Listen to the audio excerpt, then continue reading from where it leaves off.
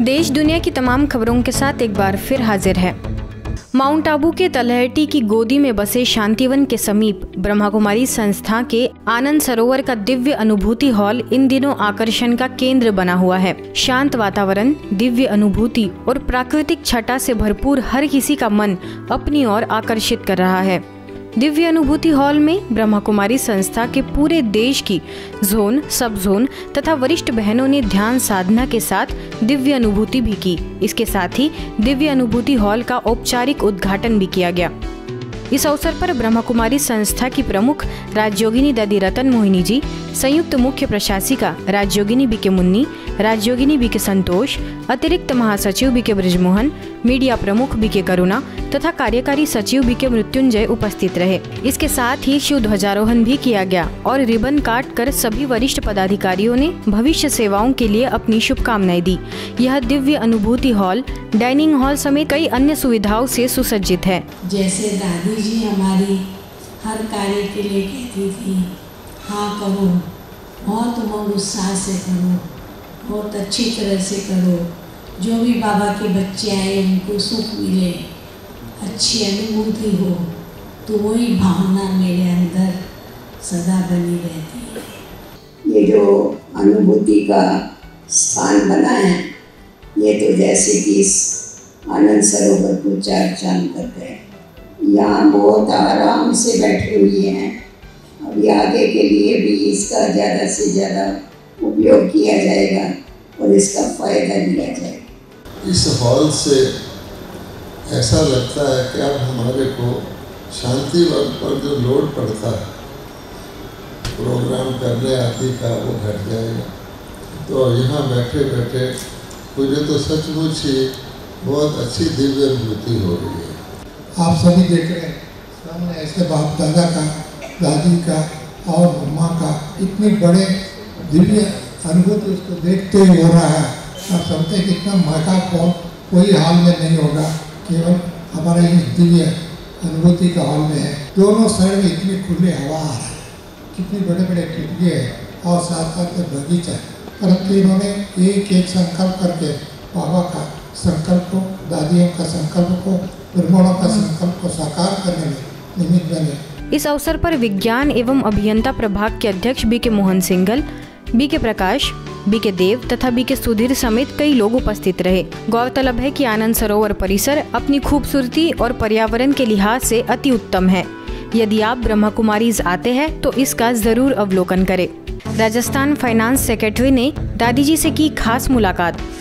Jaipur Raja park sub zone प्रभारी BK Poonam के निर्देशन में एडमिनिस्ट्रेटर्स कॉन्फ्रेंस में पधारे government of Rajasthan finance secretary IAS Krishnakant Pathak ji एवं उनका पूरा परिवार संस्था की प्रमुख आदरणीय राजयोगिनी दादी रतन मोहिनी जी से आशीर्वाद लेने पहुंचा।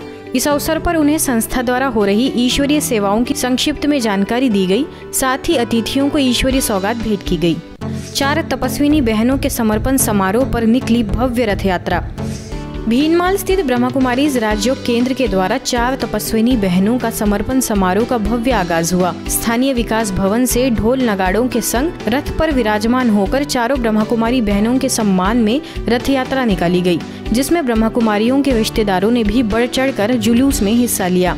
मुख्य अतिथि के रूप में मुख्यालय से वरिष्ठ राजयोग शिक्षिका बीके शीलू और चारों बहनों का भव्य स्वागत सत्कार किया गया। कार्यक्रम में रंगारंग प्रस्तुतियों के साथ कलाकारों ने सभी का स्वागत किया। अवसर पर वरिष्ठ राजयोग शिक्षिका बीके गीता ने समर्पणता का कितना महत्व है यह समझाया एवं विश्व सेवा के लिए प्रभु को अर्पित होने वाली चारों बहनों का अभिवादन किया। तो ये कन्याएं ऐसी वरदानी मूर्त बन गई है जो उनको अमर साजन तो मिला ही है, लेकिन साथ साथ इनको इतना धन, इतनी संपत्ति, इतना वैभव देता रहेगा जो 21 जन्मों तक ये खाती रहेगी। आगे विशेष अतिथि मुनिराज श्री हितेश चंद्र विजय जी महाराज ने बताया कि हर व्यक्ति जीवन में आनंद चाहता है।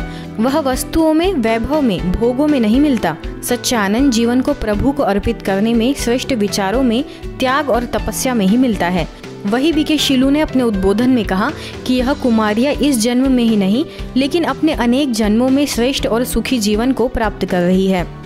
संतों का रिश्ता निस्वार्थ जहाँ भाव होते हैं, जहाँ पर स्वार्थता नहीं होती है, जहाँ पर राग नहीं होता है, जहाँ पर परिवार का बंधन नहीं होता है, जहाँ पर तेरा और मेरा नहीं होता है, वहाँ पर संतों का और आपका और हमारा संबंध प्रभु के लिए सदा जुड़ा हुआ रहता है।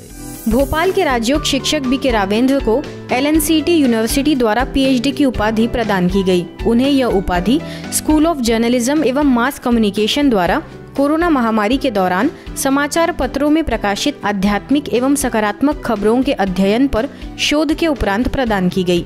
उन्होंने अपना शोध LNCT यूनिवर्सिटी के स्कूल ऑफ जर्नलिज्म एवं मास कम्युनिकेशन की विभागाध्यक्ष डॉक्टर अनु श्रीवास्तव के निर्देशन में किया। आपको बता दें, बी.के. रावेंद्र ब्रह्मा कुमारीज में करीबन 25 से अधिक वर्षों से समर्पित रूप में सेवाएं दे रहे हैं। इस ज्ञान का उनके जीवन में इतना प्रभाव हुआ कि उन्होंने अपना संपूर्ण जीवन ईश्वरीय सेवार्थ समर्पित कर दिया। हाल ही में मुख्यालय स्थित मनमोहिनी वन परिसर में आयोजित मधुबन न्यूज की मीडिया ट्रेनिंग में भी संस्था के कार्यकारी सचिव बी.के. मृत्युंजय द्वारा मीडिया प्रमुख बी.के. करुणा, भोपाल के ब्लेसिंग हाउस सेवा केंद्र की प्रभारी बी.के. डॉक्टर रीना, संस्था के PRO बी.के. कोमल, वरिष्ठ राजयोग शिक्षिका बी.के. गीता की उपस्थिति में उनका सम्मान किया गया। इस अवसर पर मीडिया ट्रेनिंग के लिए देश भर से आए सैकड़ों बी.के. सदस्य उपस्थित रहे।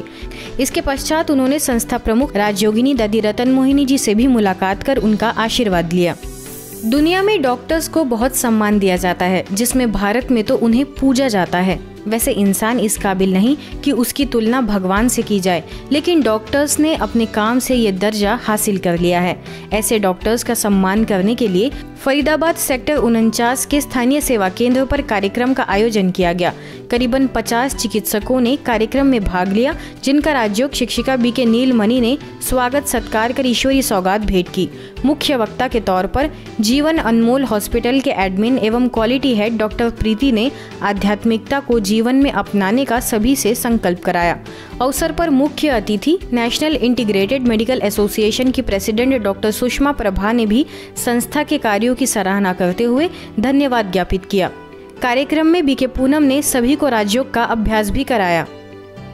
आज की खबरों में फिलहाल इतना ही। देश दुनिया की तमाम खबरों के लिए देखते रहिए मधुबन न्यूज।